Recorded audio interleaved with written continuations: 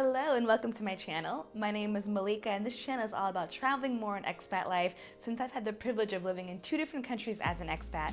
First Milan, Italy, and now currently Beirut, Lebanon. If you want to learn more about life in those other countries and places I've traveled to, check out some of my other videos, but for now, let's get right into the cost for my last trip to Zanzibar. Now I know this video may be offensive to some, so please do not break out your guillotines. My husband and I are not rich, but we are double income, no kids, and we are both people that have, at least for the most part, both of us did before COVID threw things off.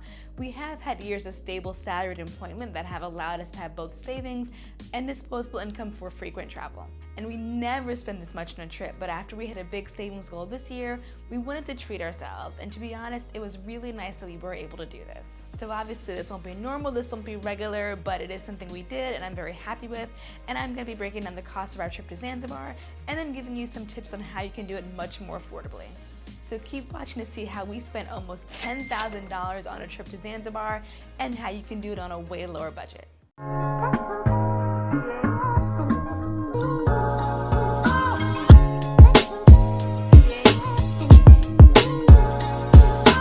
Number 1, the flights.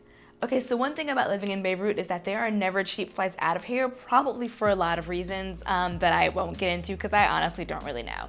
But there aren't that many airlines or routes that serve our airport, so anywhere we go is always a little bit more expensive than it actually makes sense for it to be, especially for destinations that are really not that far away. But we also decided we were going to upgrade our flights from economy to first class, and those cost about $2,300 each, so that is $5,600 just on our flights. Going economy from Beirut would have been just over half that, and if you're looking at flights to Zanzibar, you can definitely find airfare deals to get you there.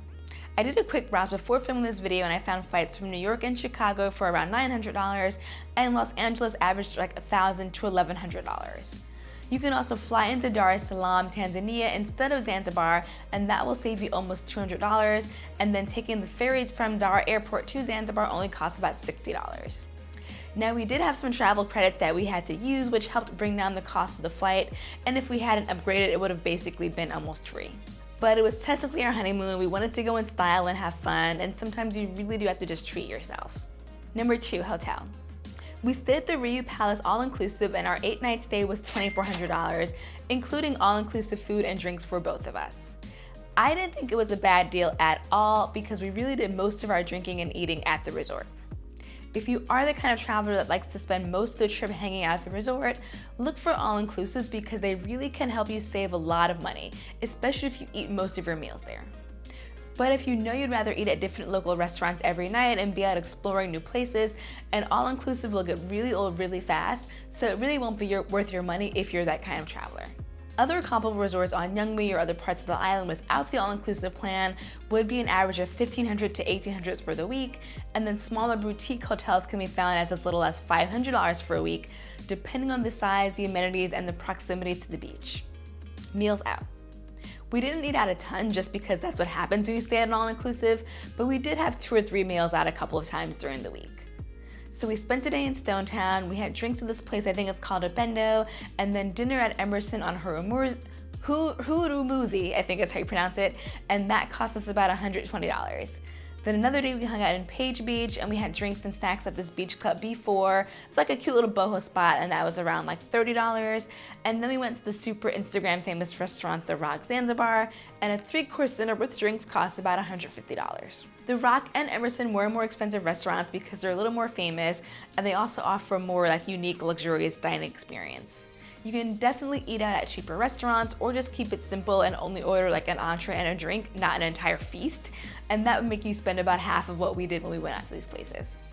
And if you're staying in Stone Town, definitely head to the night food market, which we did not make it to, we just didn't have time to, but it is supposed to be incredible and there's like really cheap, amazing local food. Taxis. Taxis are pretty expensive in Zanzibar, so keep that in mind if you're planning a trip. We booked a private airport transfer on Viator, which cost like $110 round trip, and then we hired a driver for a day to take us around Page Beach to the Rock and then back to 𝐤𝐤𝐤. So it was like a couple of stops and then him waiting in between, and that cost $160. And then our taxi from 𝐤𝐤𝐤 to Stone Town cost $120 round trip. Unfortunately, all the different towns in Zanzibar are pretty far spread out, so it won't be cheap to get in between them, but you could save by planning to mostly explore one part of the island. or you could try staying in different hotels in the different areas so you're not paying for round-trip taxi service every time you move around. And you could also rent a car. There were some that were around like $50 a day, and a temporary driver's permit, which is required, is only $10, and you can just get it at the rental shop. But if you're not a good driver, maybe avoid that. And also the steering wheel is on the right in Zanzibar, so keep that in mind if you're not used to driving like that. And also navigating in the streets can be really hard, and it's just like a lot of pressure when you're traveling, so just keep that in mind. Shopping and tours. We hired a tour guide in Stonetown, which was incredible and is well worth the $30. We learned so much about the culture and history of Stonetown, so it's definitely something that was worth the money. We also did a little shopping, and I spent like $150 on a bag, some headbands, accessories with local prints, spices, and like some carved wooden frames. I would actually say leave room in your budget and your suitcase because the shopping is incredible. The spices, the art, the accessories, the clothing, everything is stunning. Prices are reasonable too, but you're gonna wanna load up. COVID testing.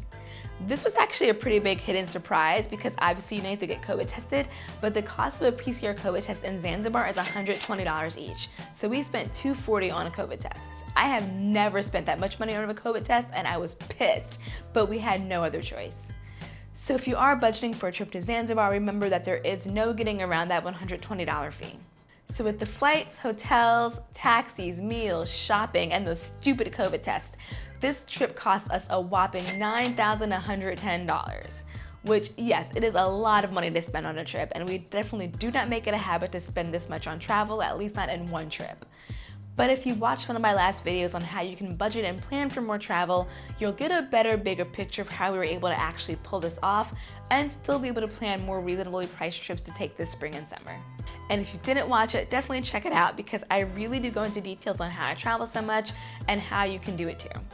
So that is it. Thank you so much for watching. I really hope these tips help. If you have any other travel tips I didn't mention, let me know in the comments below. And if you like this video, please like, subscribe, and share. And I will catch you in the next video. Thank you so much for watching.